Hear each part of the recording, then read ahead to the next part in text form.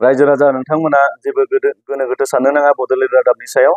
सिगां रायजो राजाफोरनि गेजेराव जों जेरैबायदि खौरां फोसावदोंमोन, थिग बेबायदिनो उनफोराव जों गासैनिबो समान नोजोर होनानै जोङो रादाबखौ फोसावलांबाय थागोन। जों नैबे खोथाखौ आरोबाव क्लियार खालामनो लुबैदों जे जोंनि बड'लेण्ड रादाबा सोरबा राजखान्थि दोलोजों खुनु लोब्बा गैया। जोङो जोंनि ओनसोलाव जेसेबांनाखि राजखान्थि दोलो दङ बिथांमोनजोंनो जोङो समानै खामानि मावलांगोन। जेरैबायदि बिथांमोना समाजनि खामानि मावो, जोंबो बेफोरबायदिनो समाजनि खामानि मावनो थाखायनो ओंखारबोदों रादाब बिजोंनि गेजेरजों।